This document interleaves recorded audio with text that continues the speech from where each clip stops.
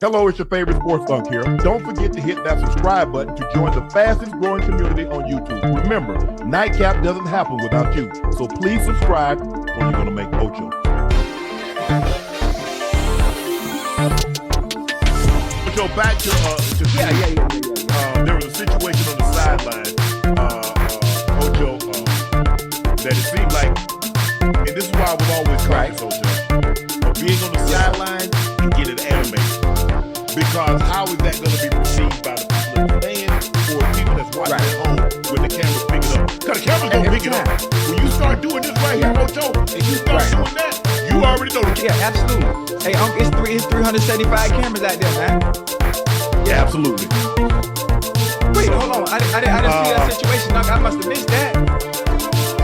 Yeah, I think it was the start of the fourth quarter, Ocho. I don't know, but it was the start of the fourth quarter. Who was it? I was at the cigar bar. I was watching most of it. Okay. And Shedeur. And at first Shedeur was sitting down, and then Shedeur stood up. So I don't, like I said, I was just always cautious, knowing I couldn't hide it because there's fans that's gonna be able to see it.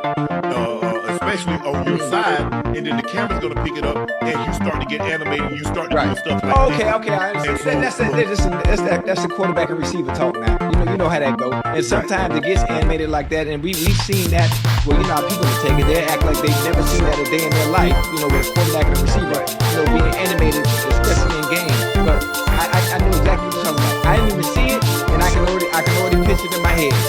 Miscommunication. Somebody runs something wrong or a ball, that happens all the time. But okay, I got you. Yeah.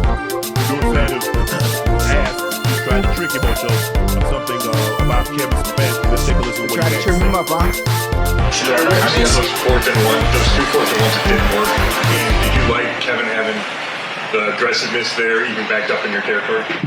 I mean, first, that's a rude question to ask. If I think, it was a great call by my coach, You like the expression? Do you like the call? Do you like? I like being out there playing. so whatever that comes with, it comes with. We're not gonna be here and ever point finger at no coach or do anything like that. That's extremely disrespectful, and that's not even in my place. So I'm thankful for being out there, honestly, and I'm thankful that he trusts us as an offense to be able to go out there and be able to execute. Did we execute? No, we didn't. But I'm just thankful that we have that trust. Listen, I understand it, and you know what? Honestly, it's up to Shedeur. The reporters are going to ask whatever they can ask and see what they can get out of it. It's his job to be able to answer those questions correctly and be politically correct. Obviously, take up for his coach and not throw his coach under the bus. And correct. That's pretty much it. So he's well versed in that area. And he's really polished, especially when it comes to talking to the media. He might not answer the questions like a Tom Brady, or Drew Brees, or Peyton Manning, but he answers them his way, in a way that we all understand, and it's the correct way. He answers the questions. Just like you expect the quarterback would. They're very PC, very bland.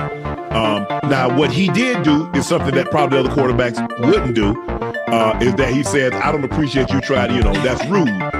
Other quarterbacks would have probably said, look, coach, we run the plays that the coaches call. Whatever's sent in is my job. It's our job to make it work, to execute whatever's called. It didn't work. I got no problem. Like you said, he got no problem with what the coach called. And that's how he should answer the call. You have to understand he's been a quarterback his whole life. His dad has been an NFL player. His dad has drilled in him. You always take the high road. You never throw anybody under the bus, be it player or coach. So he understands that because he's been groomed to play this position. And a part of being groomed to play this position is know how to speak before and after the games. That is one of the most important. Now, nothing tops playing on the field, Ocho. Obviously, we know that.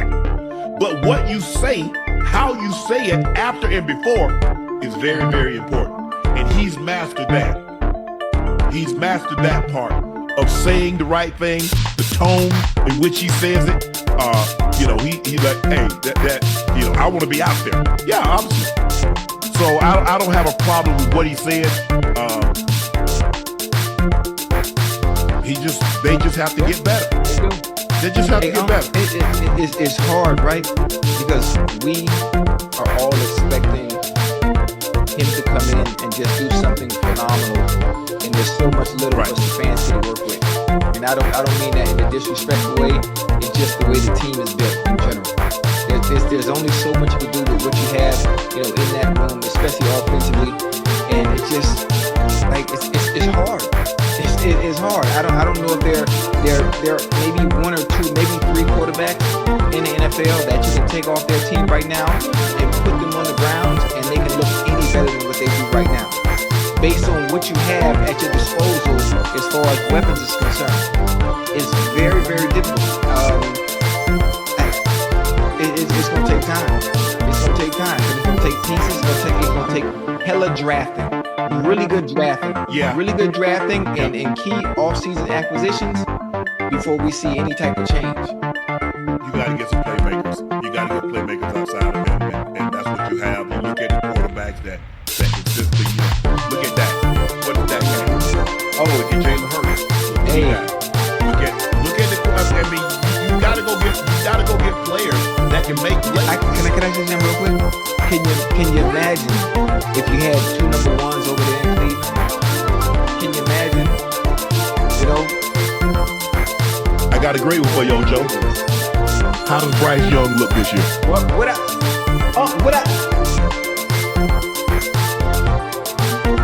The man got benched last year. They go get him some weapons. Let me sit down. Let me sit down. Buck it out, man. What? I ain't gonna say that. I'm gonna wait till we get to the Panthers. But go ahead. Chad, what do y'all want us to say?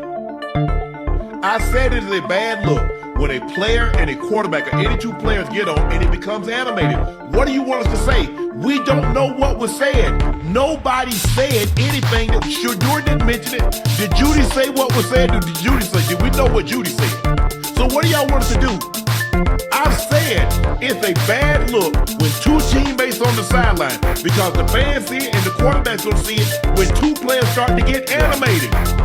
Even if I'm doing this and I don't say nothing, y'all gonna say, got upset with Ocho last night because of the animation. I don't know what you want us to say.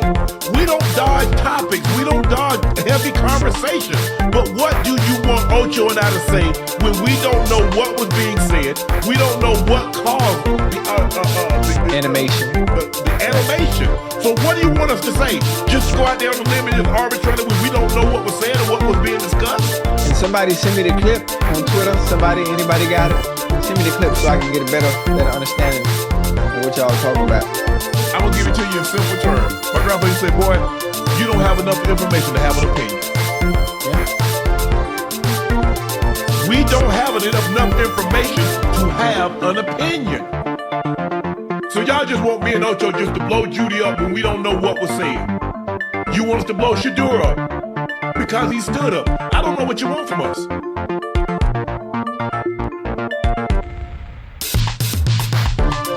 And just send it to you. Oh.